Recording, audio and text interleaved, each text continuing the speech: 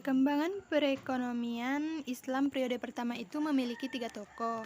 Yang pertama yaitu Abu Hanifah. Beliau merupakan seorang fuqaha terkenal yang juga seorang pedagang di kota Kufa, yang ketika itu merupakan pusat aktivitas perdagangan dan perekonomian yang sedang maju dan berkembang. Yang kedua itu ada Abu Yusuf. Beliau dikenal sebagai kadim atau hakim. Beliau juga memiliki kitab Abu Yusuf yang terkenal yaitu Al-Kharaj. Kitab ini ditulis atas permintaan Khalifah Harun al-Rasyid untuk pedoman dalam penghimpunan pemasukan atau pendapatan negara dari Kharaj. Yang ketiga itu ada Muhammad bin Hasan. Beliau merupakan seorang perintis ekonomi Islam. Para ekonomi Muslim banyak merujuk pada kitab Al-Kas yang isinya tentang pendapatan setahun sumber perilaku produksi dari konsumsi. Oleh karena itu, Dr. Al-Janidal menyebut Al-Syaibani sebagai seorang perintis ekonomi Islam. Tiga tokoh tersebut juga memiliki konsep pemikiran ekonominya masing-masing. Seperti yang sudah dipaparkan di depan, bahwa Abu Yusuf merupakan kadim hakim. Beliau memiliki kitab yang terkenal yaitu Al-Kharaj. Kitab ini ditulis atas permintaan Khalifah Harun al-Rasyid untuk pedoman salam menghimpun pemasukan atau pendapatan negara di Kharaj, zakat, serta jizyah. Kitab tersebut dapat digunakan sebagai public finance dalam perkembangan ekonomi modern.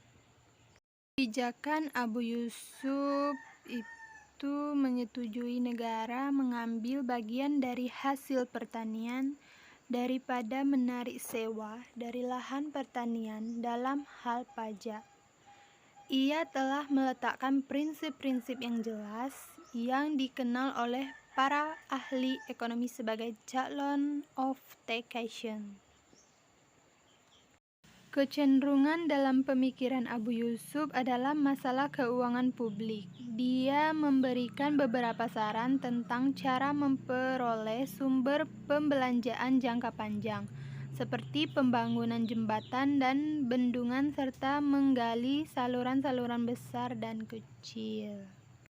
Selanjutnya itu ada Abu Hanifah. Abu Hanifah merupakan seorang fuqaha terkenal yang juga seorang pedagang di kota Kufa, yang ketika itu merupakan pusat aktivitas perdagangan dan perekonomian yang sedang maju dan berkembang. Konsep ekonominya yaitu salam. Salam merupakan transaksi penjualan dan pembelian di mana barang akan dikirim setelah menerima bayaran terlebih dahulu. Kebijakan Abu Hanifah ini beliau menghilangkan ambigius dan perselisihan dalam masalah transaksi. Hal ini salah satu tujuan dari syariah jual beli. Beliau juga sangat memperhatikan oleh orang-orang lemah. Beliau tidak akan membatasi zakat terhadap pembiasaan dan sebaliknya, membebaskan pemilik harta yang dililit hutang dan tidak sanggup bayar dari kewajiban zakatnya.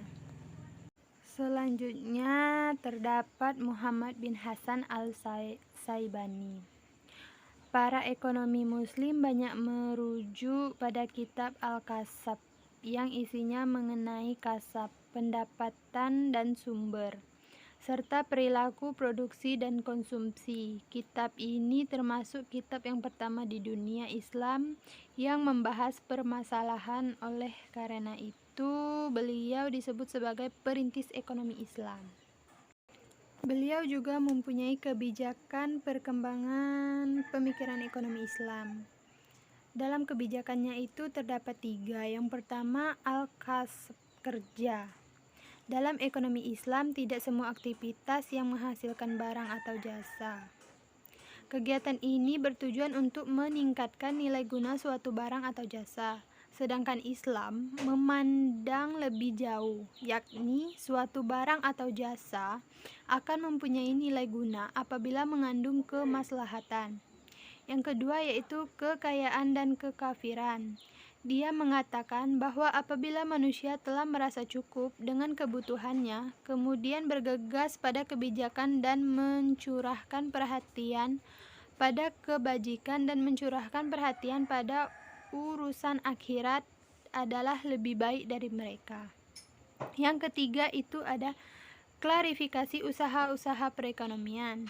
Ada 4 macam, yaitu sewa-menyewa, perdagangan, pertanian, dan industri. Tapi lebih dominan pertanian karena memproduksi kebutuhan manusia.